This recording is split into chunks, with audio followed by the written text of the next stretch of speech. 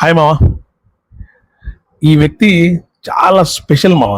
ఎందుకంటే ఆయన తండ్రి చనిపోయిన తర్వాత రాజకీయాల్లో, ఆయన తండ్రి చనిపోక ముందు నుంచి రాజకీయాల్లో ఉంటూ, కానీ ఆయన ముఖ చిత్రం అనేది ఎక్కువగా బయటికి చూపించకుండా, ఎక్కువ బయటికి రాకుండా, తక్కువ పబ్లిసిటీ అనేది ఉన్న వ్యక్తి.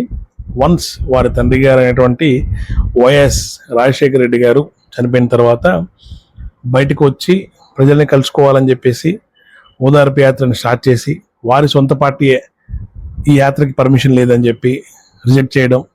ఇలా రిజెక్ట్ చేయడం అనేది కరెక్ట్ కాదు, ప్రజలకు నేను మాట ఇచ్చాను, కంపల్సరీగా వాళ్ళని వెళ్ళి కలిసి ఓదార్చాల్సిందే, ఒకవేళ వద్దు అంటే నేను పార్టీల నుంచే బయటకు వెళ్ళిపోతాను అని చెప్పేసి మొండిగా ఒక వ్యక్తి అప్పట్లో అధికార పార్టీలో ఉన్నటువంటి పార్టీని, ఒక పవర్ఫుల్ లేడీని ఎదిరించి పార్టీకి రిజైన్ చేసి బయటకు వచ్చి సొంతంగా పార్టీని పెట్టుకొని రికార్డు సృష్టించి ఫస్ట్ ఎలక్షన్స్లో 67 స్థానాలు పొంది, తర్వాత వచ్చేటువంటి ఎలక్షన్లో 151 స్థానాలు చరిత్రను సృష్టించేటువంటి విజయాన్ని పొందుకున్నటువంటి వ్యక్తి.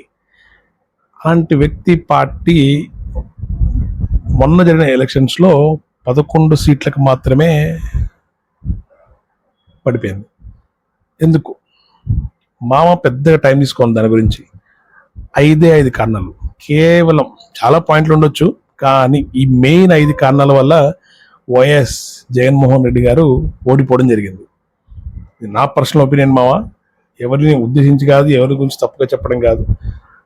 సో ఆయన సక్సెస్ స్టోరీ ఒక్కసారి ఆయన అధికారంలో ఉన్నప్పుడు ఏమేమి మంచి పనులు చేశారో చెప్పుకుందాం ఫాస్ట్గా. సో వన్స్ ఆయన అధికారంలోకి వచ్చిన తర్వాత 151 స్థానాలు తీసుకున్న తర్వాత ఎన్నో సంక్షేమ పథకాలు, అభివృద్ధి పథకాలు చేయడం జరిగింది. అందులో నవరత్నాలు అని చెప్పేసి ఆయన గవర్నమెంట్ని ఇంట్రడ్యూస్ చేయడం జరిగింది. ఎలక్షన్ క్యాంపెయిన్లో కూడా అదే చెప్పారు, మేనిఫెస్టోలో కూడా అదే వివరించారు. సో వాటినే చేసుకుంటూ వెళ్ళారనమాట. నాడు నేడు ద్వారా స్కూళ్ళ ముఖ చిత్రాలని పూర్తిగా మార్చేశారు. సో ఎలా అంటే, అంతకుముందు స్కూల్స్ ఎలా ఉన్నాయి, ఇప్పుడు ఎలా స్కూల్స్ ఉన్నాయని చెప్పేసి నాకు చాలా నచ్చినటువంటి పథకం అది. చాలా బాగా ఇంప్లిమెంట్ చేశారు. నాడు నేడు ద్వారా స్కూల్స్ మరియు అండ్ ఆల్సో హాస్పిటల్స్ కూడా మార్చడం జరిగింది. చాలా మంచి పథకం. తర్వాత రైతు భరోసా కేంద్రాలు, రైతులకి ఎటువంటి ఇబ్బందులు ఉన్నా, విత్తనాలు కావాల్సి ఉన్నా, ఎటువంటి పంట వేసుకోవాలి, ప్రతిదీ కూడా ఆ కేంద్రాల దగ్గరికి వస్తే వారే సజెషన్స్ అనేవి ఇస్తూ ఉంటారు అన్నమాట. తర్వాత గ్రామ వార్డు సచివాలయాలు, పట్టణ సచివాలయాలు కూడా. ఈ గ్రామ సచివాలయాలు అనేవి జగన్మోహన్ రెడ్డి గారు ఇంట్రడ్యూస్ చేయడం జరిగింది ఫస్ట్ టైం ఇన్ ఇండియాలో. అదేంటంటే, మనకి ఆధార్ కార్డు కావాలన్నా, లేకపోతే పాన్ కార్డు కావాలన్నా, లేదంటే మనకి ఏదైనా ఎంఆర్ ఆఫీస్ సంబంధించినటువంటి ఇన్కమ్ కావాలన్నా, క్యాస్ట్ సర్టిఫికేట్ కావాలన్నా, ఇలా రకరకాల గవర్నమెంట్ తరపు నుంచి మనకి ఎటువంటి సర్టిఫికేట్స్, డాక్యుమెంట్స్ కావాలన్నా మనం ఆ తదితర ప్రాంతాలకి, ఆ ఆఫీసులకి చుట్టూ తిరుగుతూ ఉంటాం. అవి ఎప్పుడు వస్తాయో కూడా మనకు తెలియదు.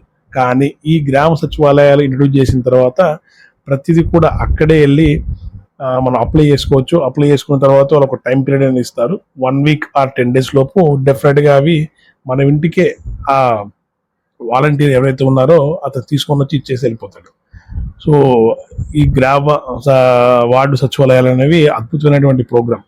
దాని తర్వాత రాష్ట్రంలో ఆరోగ్యశ్రీని ఉరుకులు పట్టించారు. అండ్ ఆరోగ్యశ్రీ ద్వారా 1000 అండ్ 1500, 10,000 లోపు కంటే ఎక్కువ ఉన్నా కానీ, ఇంతకుముందు లక్షల్లో ఉండేది, ఇప్పుడు 1000, 10,000 దాటిన చిన్న బిల్లులు కూడా ఆరోగ్యశ్రీకి కింద పెట్టడం జరిగింది అనమాట. దాంతోపాటుగా ఆయన పోలవరం ప్రాజెక్ట్ని 60% వరకు పనులను పూర్తి చేయడం జరిగింది. ఎన్నో ఇరిగేషన్ ప్రాజెక్ట్స్ని పూర్తి చేయడం జరిగింది. కొన్ని పనులలో 60% or 50% కంప్లీట్ చేశారు. ఎన్నో పోర్ట్స్ని, మచిలీపట్నం పోర్ట్ని కూడా 70% వరకు ఫినిష్ చేశారు ఆయన టర్మ్లో ఉన్నప్పుడు. తర్వాత మొన్న కట్టినటువంటి ఇనాగ్రేషన్ చేశారు కదా మన మోడీ గారు, ప్రారంభోత్సవానికి వచ్చారు కదా, భోగాపురం ఎయిర్పోర్ట్ కూడా 75 to 80% ఆయన హయాంలోనే పూర్తి అవ్వడం జరిగింది అనమాట. పర్మిషన్స్ అవన్నీ కూడా తీసుకొచ్చి పనులను కూడా 75 to 80% కంప్లీట్ చేశారు ఆయన టర్మ్లో ఉన్నప్పుడు మాత్రమే. ఇలా చెప్పుకుంటూ పోతే చాలా పథకాలు ఉన్నాయి. సో ఇన్ని పథకాలు, సంక్షేమ పథకాలు గొప్పగా చెప్పిన దానికంటే కూడా ఎక్కువగా చేసినటువంటి ఏదైనా గవర్నమెంట్ ఉందా అంటే వైఎస్ జగన్మోహన్ రెడ్డి గారి గవర్నమెంట్ అనేది సంక్షేమ విషయంలో చాలా పెద్దపీట వేసి చెప్పిన ప్రతి పథకాన్ని కూడా వారు అమలు చేయడం జరిగింది. నాడు నేడు ప్రోగ్రామ్స్ అయినా, లేకపోతే గ్రామ వార్డు సచివాలయాలైనా, లేదంటే మనకి ఇరిగేషన్ ప్రాజెక్ట్స్ అయినా కానివ్వండి, లేదంటే ఇంకొకటి గోరుముద్ద అని చెప్పేసి, అండ్ ఇళ్ళ పట్టాలు ఇవ్వడం కానివ్వండి. గోరుముద్ద అంటే మన మధ్యాహ్నం పూట భోజనం చేసేటువంటి విద్యార్థులు గవర్నమెంట్ స్కూల్లో ఎవరైతే ఉంటారో వారికి ప్రతిరోజు ఒక వంటకం లాగా డిసైడ్ చేసి మెనూ స్కెడ్యూల్ని డిసైడ్ చేయడం జరిగింది. తర్వాత గవర్నమెంట్ స్కూల్కి పంపించిన ప్రతి పిల్లవాడి తల్లికి డబ్బులు కూడా తన అకౌంట్లో వేయడం జరిగింది. ఇలా చెప్పుకుంటూ పోతే చాలా పథకాలు ఆయన ఇంట్రడ్యూస్ చేశారు, అవన్నీ కూడా అమలు చేశారు.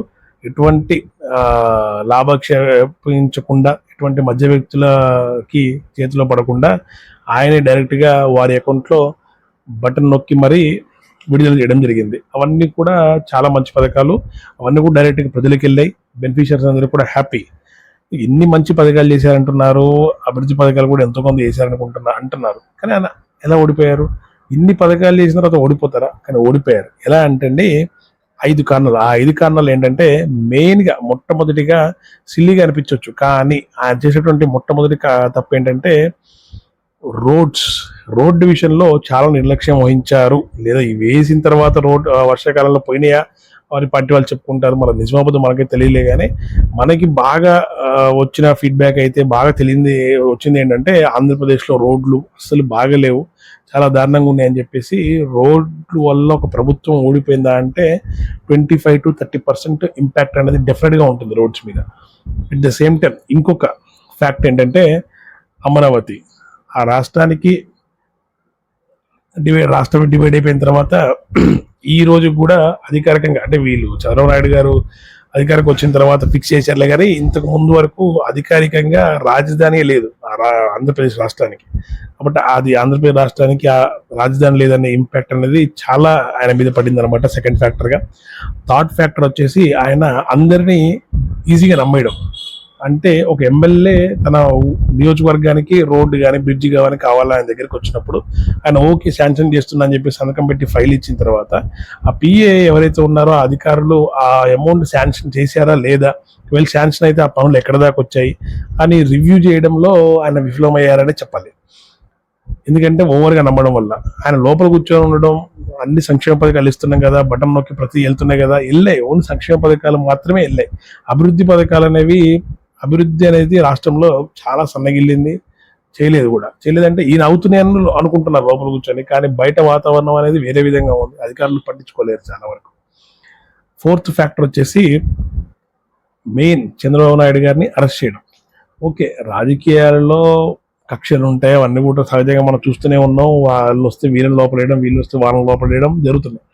ఒకవేళ నిజంగా ఆయన తప్పు చేశారు, లోపలేశారు, ఓకే. కానీ అది ఒకవేళ చేస్తున్నట్లయితే పెద్ద కేసు అయితే బాగుండేది. లేదు అంటే వీళ్ళు గెలిచిన తర్వాత 6 months లోపు 1 year లోపు, సరే వాళ్ళకైనా కోపం తాపం ఉన్నా అంటారు కదా రాజకీయాల్లో కక్ష సాధింపులు ఉంటాయని చెప్పి అవి చేసుకున్నా అయిపోయింది. కానీ ఎలక్షన్స్కి ఒక 6 months ముందు ఆయనని జైలుకి పంపించడం వల్ల ఆయనకి చాలా సింపతి అనేది తోడైంది అనమాట. జగన్మోహన్ రెడ్డి గారికి వ్యతిరేకత వచ్చింది, చంద్రబాబు నాయుడు గారికి కలిసి వచ్చింది ఈయన జైలు వేయడం వల్ల.